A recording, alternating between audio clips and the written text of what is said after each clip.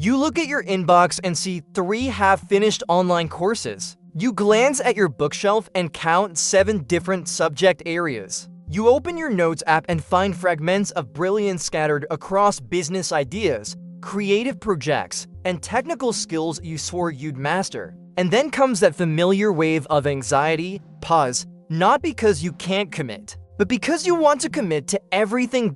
This is your reality. You're not afraid of hard work. You're paralyzed by abundance. Too many paths, too many possibilities, too many versions of yourself that all feel equally real. Society has a label for you, and it's not kind. They call you a jack of all trades, master of none, a dilettante, unfocused, scattered, and that label carries weight, doesn't it? It whispers that your curiosity, your greatest strength, is actually your biggest career liability. You've probably tried to fix this. Maybe you forced yourself to pick one thing. You deleted all your other interests from your mental hard drive and went deep into a single field. And it felt like suffocation, like you were betraying fundamental parts of who you are. Or maybe you did the opposite. You kept all the plates spinning, learning a little about everything, becoming a mile wide and an inch deep. And that felt hollow too. No foundation, no expertise. Just surface-level knowledge that evaporates the moment someone asks you a hard question. Here's what I want you to understand today. Slow down. You are not broken. The career advice you've been following, that's what's broken. Because it was designed for a different world. A world that no longer exists. For the last century, society worshipped the specialist. The world was stable, predictable, almost like a chessboard where the rules never changed. Psychologists call this a kind learning environment. It rewards repetition, deep, narrow expertise. This created what we call the I-shaped person. One single, deep pillar of knowledge, a mile deep in one field. And for that world, that shape was perfect. But we don't live in that world anymore. The chessboard is gone. The world today is what researchers call a wicked learning environment. The rules constantly shift. Feedback is delayed. The patterns aren't obvious until after they've changed. Think about the difference between a radiologist and an emergency room doctor. The radiologist works in a kind environment. Same types of images, clear patterns, deep specialization wins. The ER doctor works in chaos. Every patient is different. Every situation demands pulling from multiple disciplines at once. Cardiology, psychology, pharmacology, crisis management. In a wicked world, the hyper-specialist develops dangerous blind spots. Now, to be clear, we absolutely need specialists. Their deep knowledge is invaluable. The problem isn't that specialization is wrong. The problem is when it's treated as the only path. When that single standard is used to measure everyone. That's when people like you start feeling like failures. When your brain is simply built for a different kind of world. Here's the reframe. You need to stop thinking in terms of job titles and start thinking in terms of shapes. The I-shaped person is the specialist, one deep pillar. The opposite is what I call the dash-shaped person, a mile wide and inch deep. This is the trap most multi-passionate people fall into, knowing a little about everything but having no real foundation to stand on. And yes, that creates massive anxiety. But there's another shape, the M-shaped professional. Picture this. Your first leg is data science. You go deep there. Real depth, real expertise. That pays the bills. Your second leg is storytelling. You've also gone deep there. And your horizontal bar? That's your interest in psychology, history, design. Suddenly, you're not just a distracted data scientist. You become the person who can translate complex data into narratives that a CEO can actually feel. That combination is rare. That combination is exponentially valuable. The tool that makes this possible is called far transfer. Specialists use near transfer, applying a skill to similar problems. But polymaths use far transfer.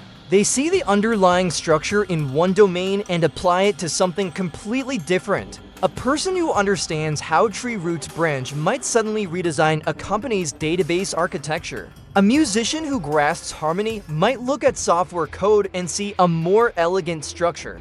That's far transfer. It's seeing the music, not just the notes. And all those seemingly random interests you've accumulated, they're not distractions. They're your library of metaphors, your competitive advantage, Doc. So how do you actually build this M-shaped life? It requires a fundamentally different strategy than what you've been trying. First, serial mastery. You cannot build all the pillars simultaneously. That just recreates the shallow dash shape. You must pick one pillar and commit to it for a season, 6 to 18 months. Now, I know what you're thinking. Which one do I pick? This is the question that paralyzes most scanners. Here's the secret that changes everything. Lower the stakes. You're not choosing forever. You're choosing for this season. That's it. A good first pillar is often the one that creates stability.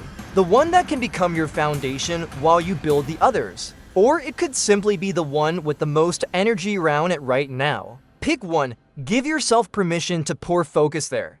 Build that leg until it's strong. Until you've mastered the core 80%. This doesn't mean world-class expertise. It means functional fluency. You can solve most common problems without constantly running back to the instruction manual when your curiosity feels satisfied. When that pillar feels solid, you make a conscious choice to begin building your next pillar. This is not quitting like a dabbler running from difficulty. This is strategic graduation. You're deliberately choosing to expand your shape. Second strategy. If your mind is naturally drawn to exploration, consider having a day job that provides stability without draining your cognitive energy. Many great polymaths did this. Einstein worked as a patent clerk. It was the stable ground that allowed his mind to wander the universe. Reframe your day job. It's not just a paycheck. It's a strategic asset. A low-drain job leaves you with surplus mental energy, which you can invest in building your other pillars.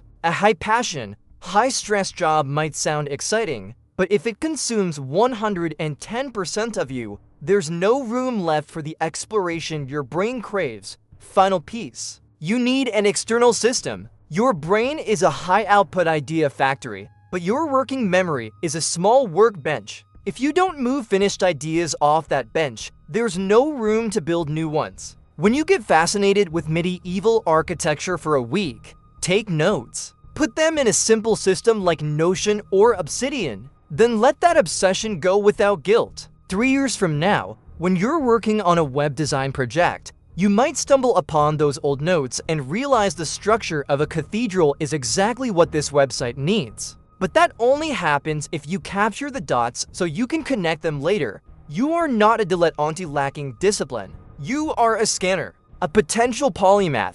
Your brain isn't designed for the stable world of the specialist. It's designed to be a bridge between worlds of knowledge. This path takes time, and it won't always feel easy. But just having a map brings calm. The self-blame fades, replaced by quiet confidence. Pick your first pillar. Build it with focus. Use your job as a platform, not a cage. And create an external system to hold your curiosity. You were never meant to master just one thing. You were meant to be the person who sees how everything connects. And that's exactly what the world needs right now.